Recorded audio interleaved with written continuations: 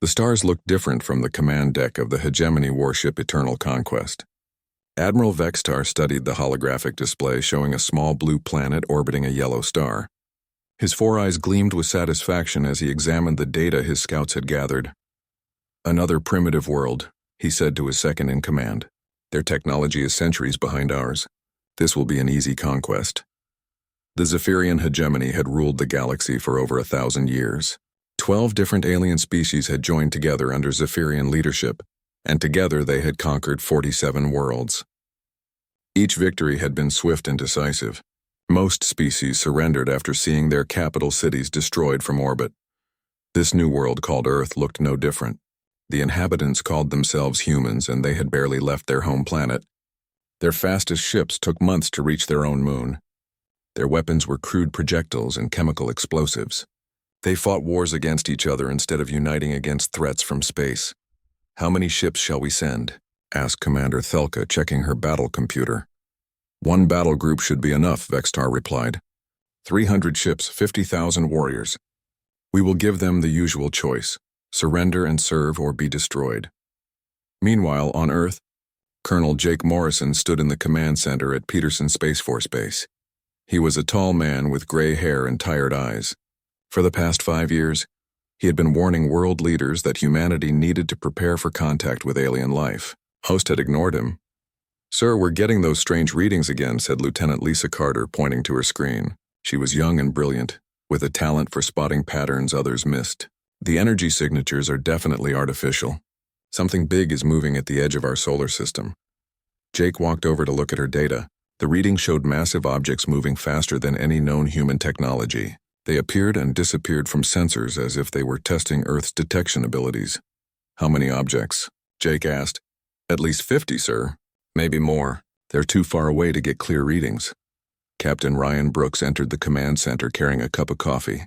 He managed Earth's early warning satellite network, a collection of sensors and communication devices scattered throughout the solar system. Ryan was calm under pressure, which made him perfect for watching for threats from space. "Colonel, you need to see this," Ryan said, setting down his coffee. "Our deep space satellites just went dark. All of them. Something destroyed them or jammed their signals." Jake felt his stomach drop. Those satellites were humanity's only way to see threats coming from deep space. Without them, Earth was blind to anything approaching from beyond Mars. "Could it be equipment failure?" Jake asked, though he already knew the answer. "Negative, sir.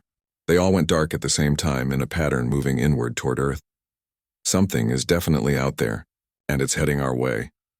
Dr. Amanda Price looked up from her workstation in the corner of the room. She was working on theoretical weapon designs that most people thought were impossible.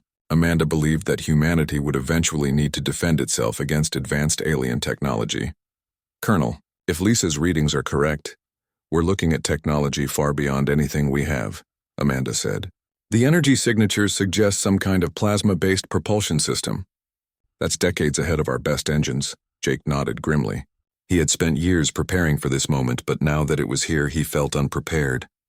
Earth had some defenses: orbital weapons platforms, missile systems, and a small fleet of military spacecraft. But everything had been designed to fight other humans, not advanced aliens. "Lisa, send an alert to all defense stations," Jake ordered. "Ryan, get me a connection to the United Nations Defense Council. Amanda, I need you to accelerate your weapon research. We may not have much time."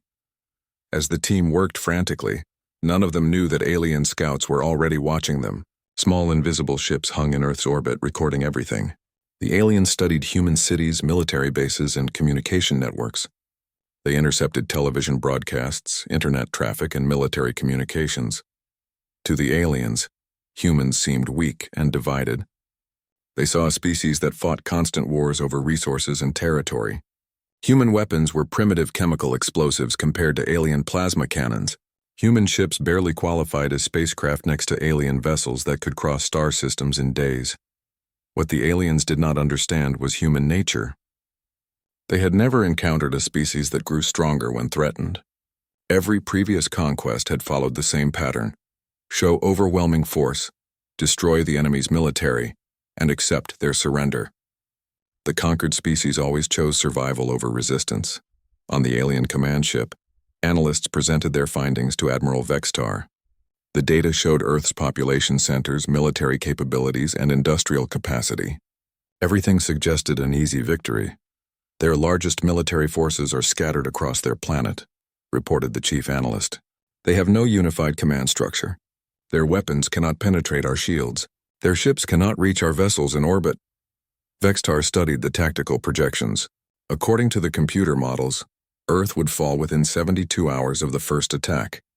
The human government would surrender once they saw alien firepower demonstrated on their major cities. Begin the standard invasion protocol, Vextar commanded. Send the preliminary scouts to destroy their military satellites. Once we control their orbital space, demand their surrender. If they refuse, begin bombardment of their capitals. The first alien ships dropped out of hyperspace at the edge of Earth's solar system. They were sleek vessels with curved hulls that seemed to bend light around them. Their weapons could turn entire cities to glass. Their shields could deflect anything humans might throw at them. But as the alien fleet approached Earth, they made their first mistake. They assumed that humans would react like every other species they had conquered. They expected fear, panic, and quick surrender. Instead, as news of the approaching alien fleet spread across Earth, something different happened. Instead of panic, there was determination. Instead of surrender, there was defiance. Military forces around the world went to full alert. Scientists worked frantically to understand alien technology. Ordinary people prepared to defend their homes. The galaxy was about to learn something new about humans. They were about to discover that some species do not break when faced with impossible odds. Some species fight harder when cornered. Some species would rather die free than live as slaves. The war for Earth was about to begin, and neither side was truly prepared for what was coming. Commander Tim Hughes watched the stars from the observation deck of Luna Base. The moon colony was small, housing only 200 people, but it was humanity's farthest outpost. Tim had been stationed there for 6 months, and he loved the quiet beauty of space. That quiet ended when the alien ships appeared. "Commander, we have multiple contacts approaching fast," called Sergeant Maria Santos from the communication center. Her voice was tight with fear. "They're not responding to our signals." Tim rushed to the command center and looked at the radar display. 12 large objects were moving toward Luna Base at incredible speed. They were still too far away to see clearly, but they were definitely artificial. "Send a message to Earth," Tim ordered. "Tell them we have first contact." Before Maria could respond, the alien ships opened fire. Beams of blue energy struck Luna Base's outer buildings. Where the beams hit, metal and concrete simply vanished. The aliens were not interested in talking. "All personnel to emergency stations," Tim announced over the base intercom. "This is not a drill." The attack lasted only minutes, but it felt like hours. The alien weapons tore through Luna Base's defenses like paper. The base's missile system managed to fire 6 rockets before being destroyed. Tim watched in amazement as the missiles exploded harmlessly against invisible barriers around the alien ships. As the base fell around him, Tim made a desperate decision. He grabbed Sergeant Santos and ran toward the equipment storage area. If he was going to die, he would at least try to get information back to Earth. "Maria, help me move this debris," Tim said, pulling wreckage away from a damaged alien weapon that had crashed through the wall. "We need to get this thing to the emergency shuttle." Working together, they managed to extract a piece of alien technology before the base's life support failed. Tim sealed the device in a transport container as warning alarms blared throughout the base. The emergency shuttle barely escaped Luna Base before the aliens destroyed it completely. As Tim piloted the small craft toward Earth, he looked back to see the moon colony burning in the vacuum of space. 200 good people had died, but their sacrifice had given humanity its first piece of alien technology. On Earth, Major Kate Sullivan received Tim's emergency transmission at the Deep Space Communications Center in Australia. Kate was one of the military's best engineers, and she immediately understood the importance of what Tim had recovered. "Get me a direct line to Colonel Morrison," Kate ordered her staff, "and prepare the clean room for alien technology analysis." When Tim's shuttle landed 12 hours later, Kate was waiting with a full scientific team. The piece of alien equipment was unlike anything they had ever seen. It seemed to be part of a weapon system, made from materials that human science could barely identify. "The energy patterns are completely different from our technology," Kate explained to Colonel Morrison during their secure video conference. "But there are patterns here. If we can understand how their weapons work, Maybe we can find a way to defend against them. While Kate's team worked to unlock alien secrets, Sergeant Alex Turner was preparing Earth's ground defenses.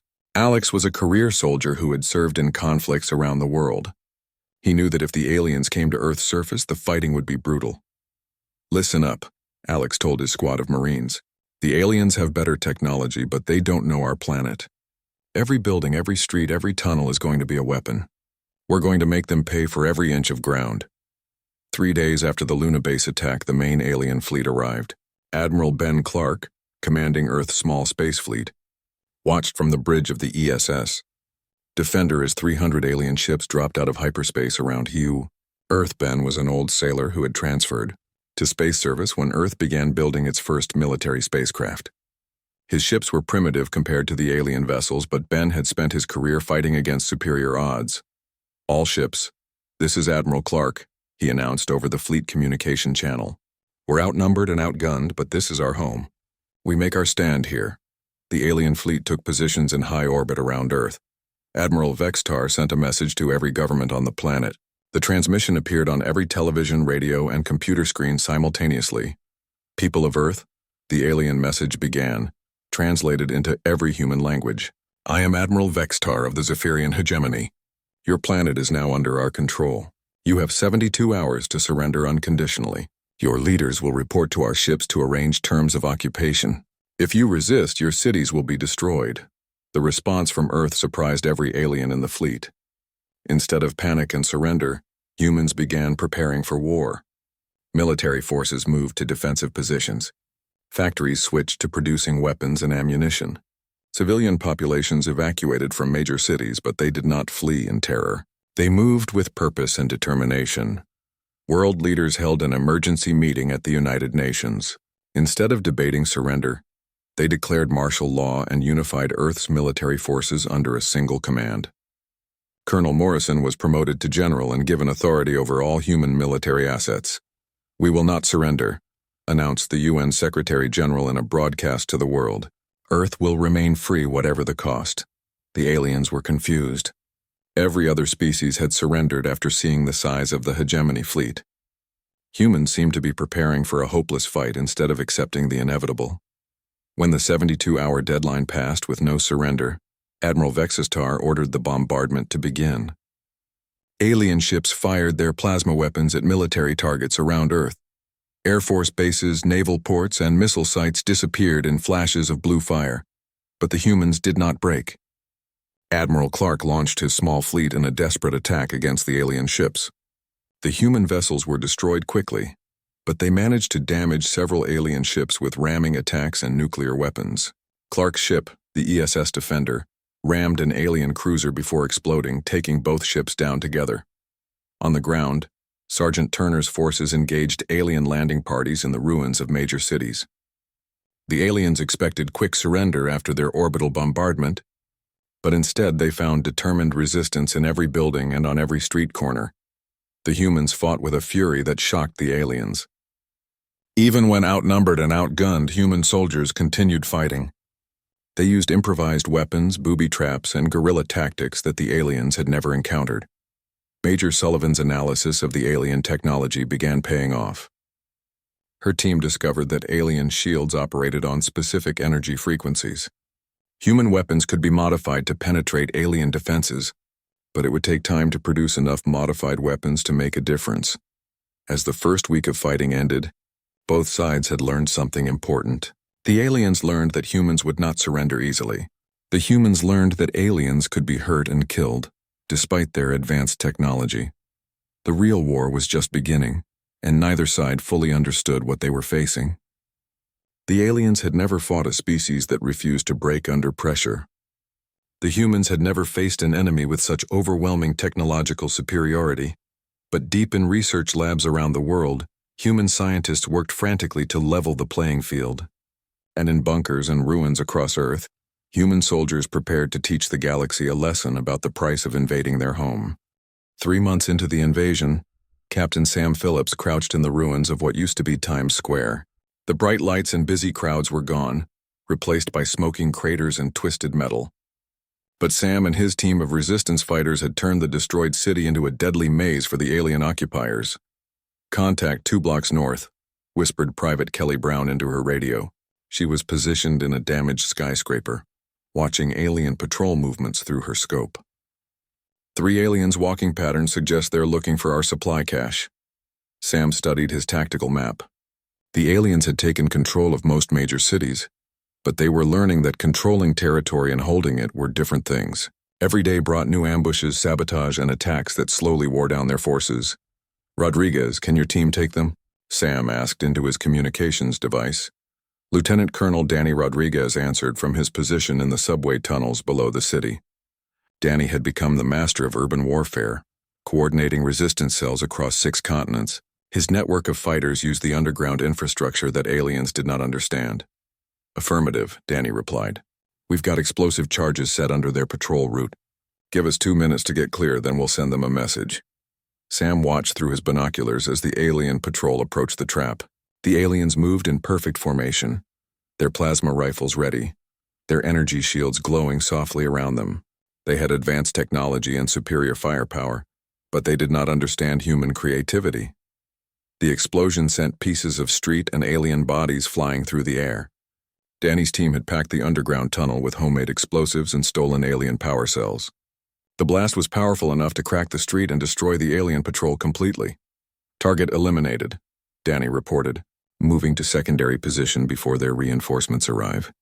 This was how the war had evolved. Humans could not match alien technology in direct combat, but they did not need to. They used hit-and-run tactics, improvised weapons, and knowledge of their own planet to slowly bleed the alien forces. Dr. Laura Kent worked frantically in her underground laboratory beneath the ruins of MIT. She had been analyzing alien technology for 3 months, and she was finally making real progress. The piece of equipment recovered from Luna Base had revealed many secrets about alien science. "I think I've got it," Laura announced to her team of scientists and engineers. She held up a device that looked like a combination of human electronics and alien components. "This should generate the same type of energy field that protects their ships." Her assistant, Dr. Paul Martinez, looked skeptical. "Are you sure it's safe to test? The last prototype nearly took out half the lab." Laura nodded. "I've run the calculations a dozen times. The energy patterns are stable." She activated the device and a shimmering barrier appeared around the test platform. "Now let's see if it can stop their weapons." They fired a captured alien plasma rifle at the barrier. The beam struck the energy field and scattered harmlessly. For the first time since the invasion began, humans had a defense against alien weapons. "Get this design to every resistance cell," Laura ordered. "If we can mass-produce these shields, we can finally fight back on equal terms." While Laura worked on defenses, Staff Sergeant Mike Johnson was discovering alien weaknesses in the field. Mike led a special forces team that had been studying alien combat tactics for months. He had noticed something important about how the aliens fought. "They never adapt their strategies," Mike explained to Sam during a secure communication session. "Every patrol follows the same routes. Every attack uses the same formations. They fight like robots, not thinking soldiers." This insight was changing how human forces approached combat. The aliens had conquered 47 worlds using the same rigid military doctrine. It worked against species that fought conventionally, but humans were anything but conventional. Mike's team had developed new tactics specifically designed to confuse alien forces. They would start an attack in one location, then disappear and strike somewhere completely different. They used false retreats to lure aliens into traps. They attacked from directions that alien military theory said were impossible.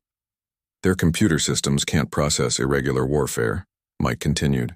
"They expect enemies to fight logically. When we do something unpredictable, it takes them time to respond." Commander Sharon Wells led the most daring operation of the war so far. She commanded a team of pilots and special forces soldiers whose mission was to capture an intact alien command ship. Intelligence suggested that alien command vessels contained tactical information about the entire hegemony fleet. "Remember, we need their computer systems intact," Sharon briefed her team as they prepared for the assault. "No explosives near the bridge. We go in fast, secure the command center, and get out before reinforcements arrive." The attack took place during a simulated retreat. Human forces appeared to be fleeing from a major alien advance, drawing most of the alien fleet into pursuit. Sharon's team used captured alien shuttles to approach the command ship disguised as returning scouts. The deception worked perfectly. They docked with the alien command ship and fought their way to the bridge before the aliens realized they were under attack. The fighting was brutal in close quarters, but human determination overcame alien technology. Bridge secured, Sharon reported as her team finished clearing the command center. Beginning data download now. The information they captured was beyond their wildest hopes. The alien computer systems contained detailed maps of hegemony territory, fleet movements, supply lines, and most importantly, complete analysis of alien combat doctrine. "Look at this," said Technical Sergeant Lisa Gray as she studied the captured data. "They've conquered 47 worlds, and every single invasion followed the exact same pattern. Orbital bombardment, ground assault, demand for surrender. They've never had to adapt their strategy." This discovery explained why the aliens were struggling on Earth. Their entire military was designed around quick, overwhelming victories against enemies who fought conventionally. They had no experience with prolonged resistance or irregular warfare. The captured intelligence also revealed something else important. The alien fleet was running low on supplies. They had expected to conquer Earth in days, not months. Their logistics system was designed for short campaigns, not extended occupation. "They're vulnerable," Sharon realized as she studied the supply data. "Their nearest resupply base is 6 months away. If we can disrupt their remaining supply lines, they'll be stranded here without reinforcements." General Morrison received Sharon's report at his command bunker deep underground. The news was the first truly encouraging intelligence he had received since the war began. For the first time, he began to believe that humanity might actually win. "Prepare Operation Rising Phoenix," Morrison ordered his staff. "It's time to stop running and start fighting back." Around the world, resistance cells received new orders. Instead of defensive operations, they were to begin coordinated attacks against alien supply depots, communication centers, and isolated outposts. The goal was to cut the alien fleet off from support and force them into a battle of attrition. The aliens were about to learn that conquering Earth was very different from holding it. They controlled the major cities and had superior firepower, but they were surrounded by 6 billion humans who refused to surrender. Every day brought new attacks, new tactics, and new surprises. Admiral Vextar studied the casualty reports from his flagship with growing concern. His forces had lost more soldiers in 3 months on Earth than in the previous 10 conquests combined. The humans fought with a ferocity and creativity that defied all military logic. "Sir, our supply situation is becoming critical," reported his logistics officer. "We've lost 60% of our equipment to human attacks. Morale among the troops is declining." Vextar had never faced a situation like this. Every previous conquest had followed the established pattern. Demonstrate superior force, demand surrender, accept submission. The idea that a primitive species would continue fighting indefinitely was outside his understanding. But as he looked at the tactical displays showing human resistance across the planet, Vextar began to suspect that his fleet might be in serious trouble. The humans were not behaving like any enemy he had ever faced, and their unpredictability was becoming a major tactical advantage. The war was entering a new phase, and for the first time the outcome was truly uncertain. 6 months after the invasion began, General Tony Martinez stood in the war room beneath Mount Cheyenne, watching the biggest operation in human history unfold.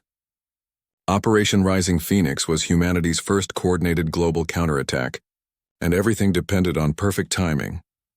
"All units report ready," announced Colonel Sarah Brooks, who had taken over fleet coordination after Admiral Clark's sacrifice. "Phoenix teams are in position on 6 continents." Tony studied the tactical displays showing resistance cells around the world.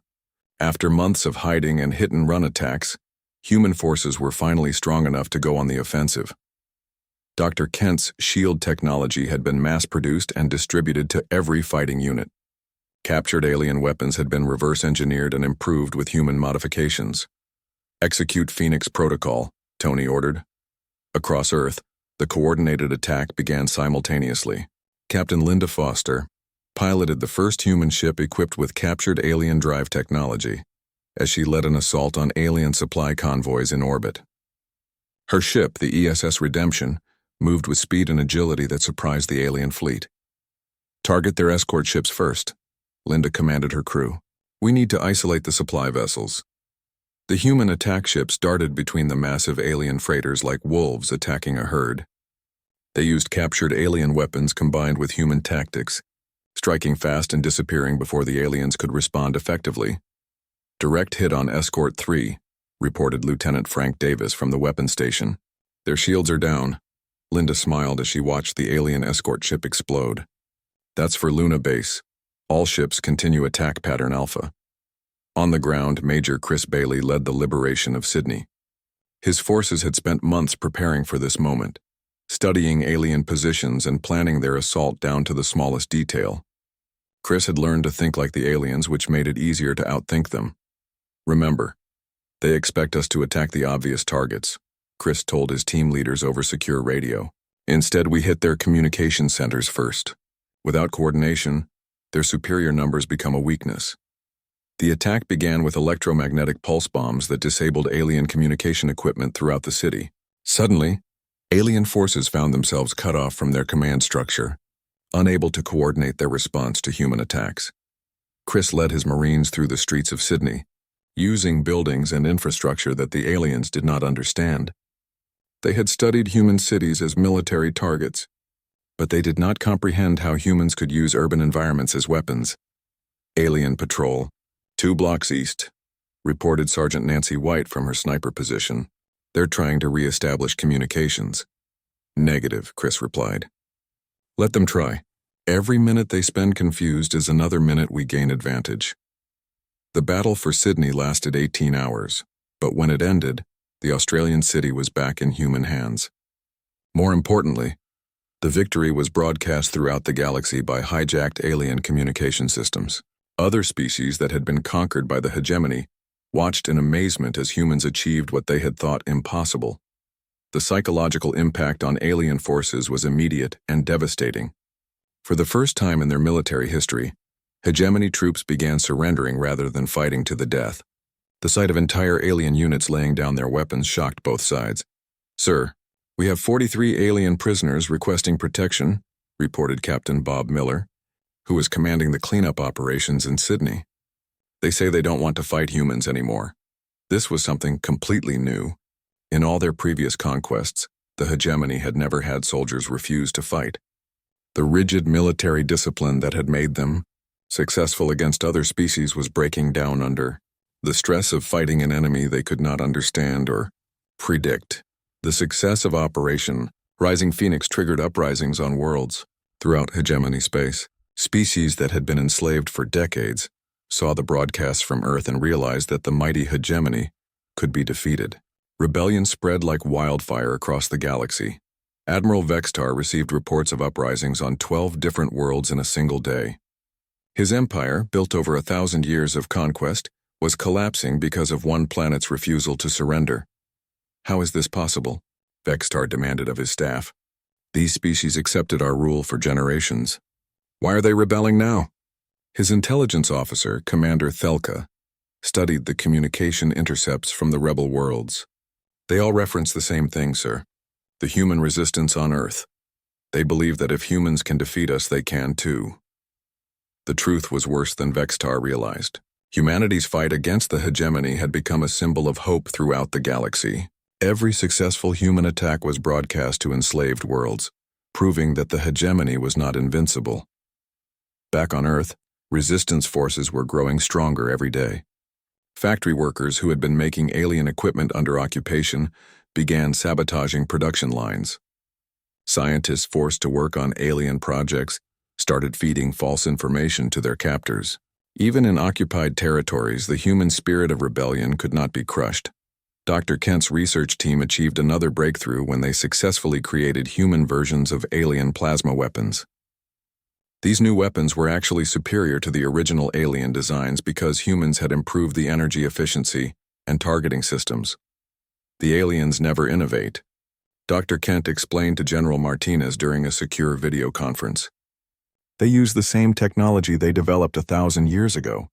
We've been improving their weapons for 6 months, and now our versions are better than theirs. This technological advantage was immediately put to use in the field. Sergeant Alex Turner's ground forces received the new weapons just in time for the Battle of London. The fighting was fierce, but human forces equipped with improved alien technology finally had the firepower to match their enemies. "These new plasma rifles are incredible," Alex reported during the battle. "We're cutting through their shields like paper. The aliens can't understand how we're doing it." The Battle of London became a turning point in the war. For the first time, human ground forces defeated alien troops in direct combat using superior firepower. The psychological impact was enormous, both for human morale and alien confidence. As human victories mounted, the strategic situation in space began to shift dramatically. Captain Foster's raids against alien supply lines had cut off the hegemony fleet from resupply. Alien ships were running low on fuel, ammunition, and replacement parts. "Intelligence reports that alien fleet effectiveness is down 60%, reported Colonel Brooks during a strategy meeting. "They're having to cannibalize some ships to keep others operational." General Martinez realized that the moment had come for the final phase of human resistance. Instead of just defending Earth, it was time to drive the aliens away completely.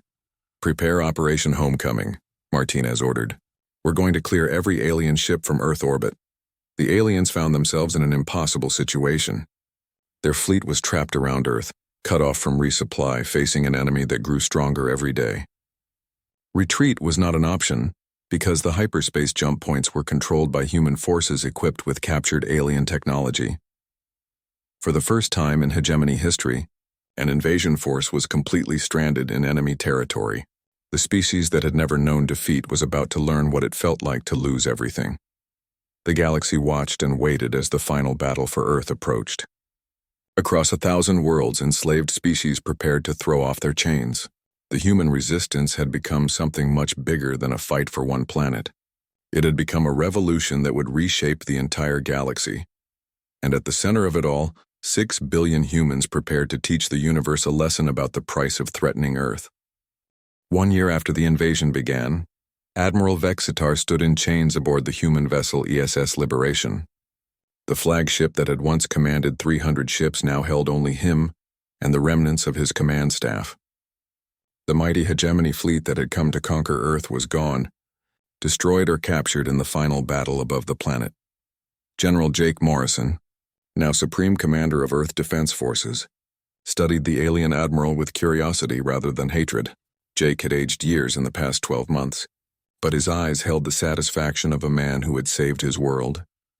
"I don't understand," Vexitar said, his translator device making his words sound flat and mechanical.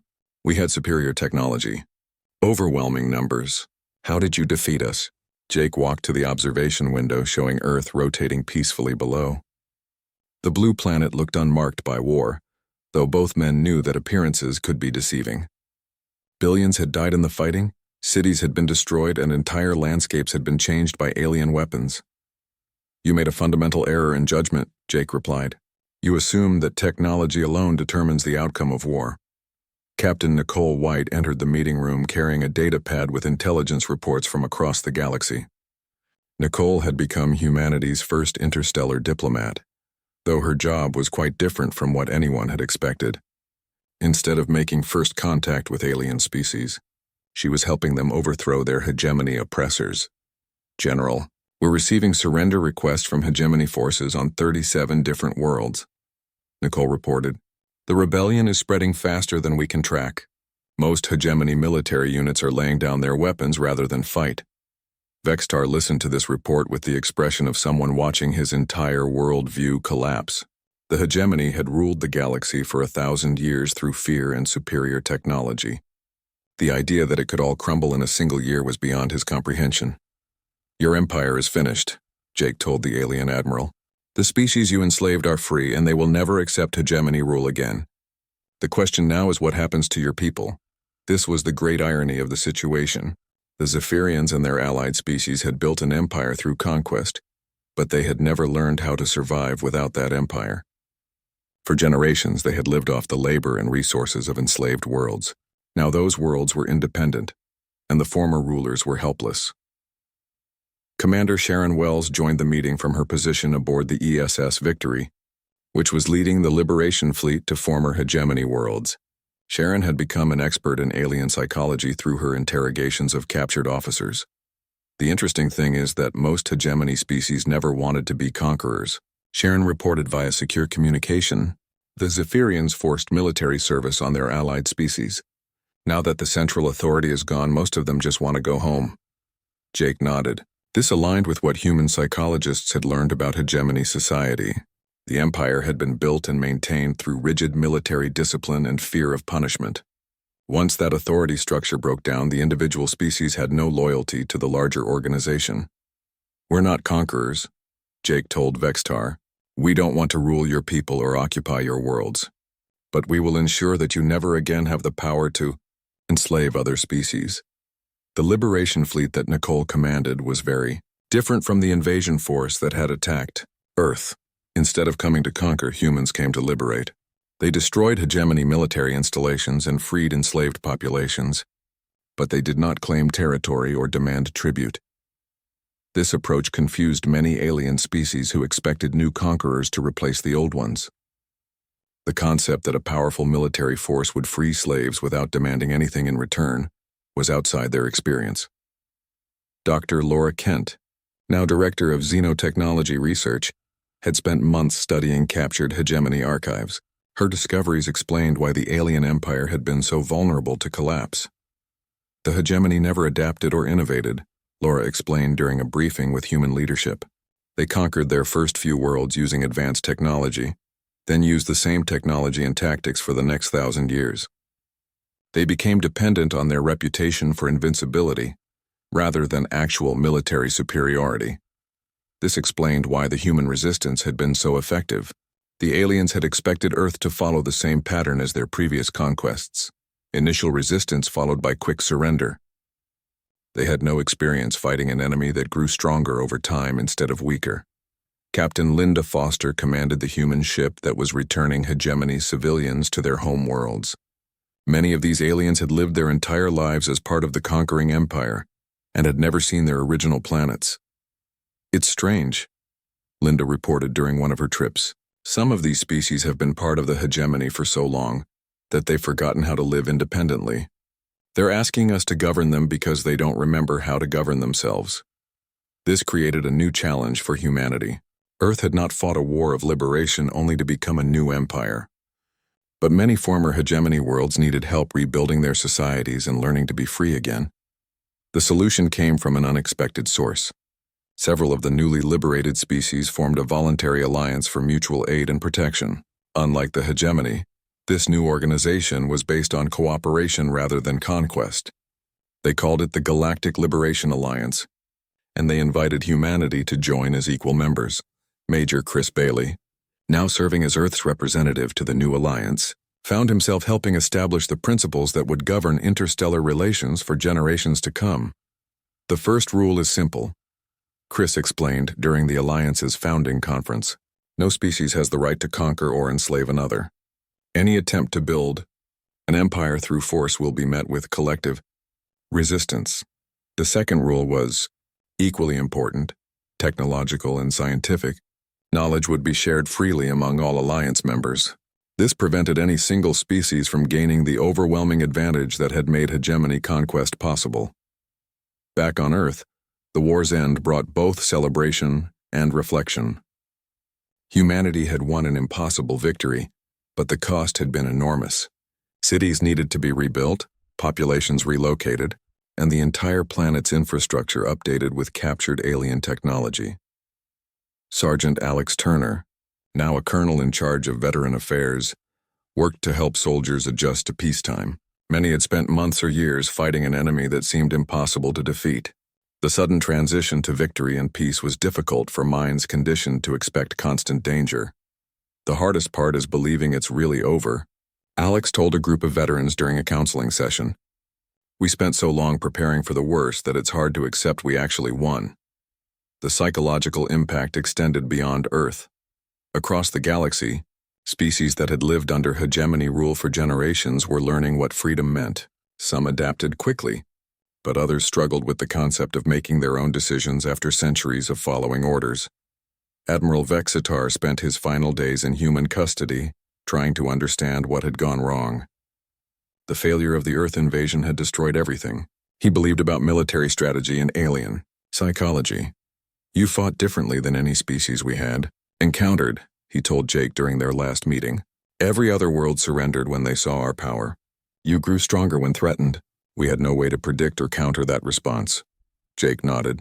That's because you never tried to understand the species you conquered. You saw them as resources to be harvested, not as people with their own cultures and motivations. You never learned that some things are worth fighting for, no matter the odds. The final irony came when the Galactic Liberation Alliance offered membership to reformed hegemony species. Most accepted, grateful for the chance to rebuild their societies as free peoples rather than conquerors. The empire that had once ruled through fear became part of an alliance based on mutual respect. Years later, when historians wrote about the war, they would call it the turning point that brought true civilization to the galaxy. Before the human resistance, interstellar relations had been based on the principle that might makes right. After Earth's victory, cooperation replaced conquest as the foundation of galactic society. The galaxy had learned a hard lesson about the price of threatening humanity. But more importantly, it had learned that freedom was possible even against impossible odds. The human spirit of resistance had become a beacon of hope that would light the way for future generations across 1,000 worlds. And on Earth, children grew up hearing stories of the year when 6 billion humans stood together and told the galaxy that their world would remain free, whatever the cost. They learned that some principles are worth any sacrifice and that ordinary people can achieve extraordinary things when they refuse to surrender their dreams.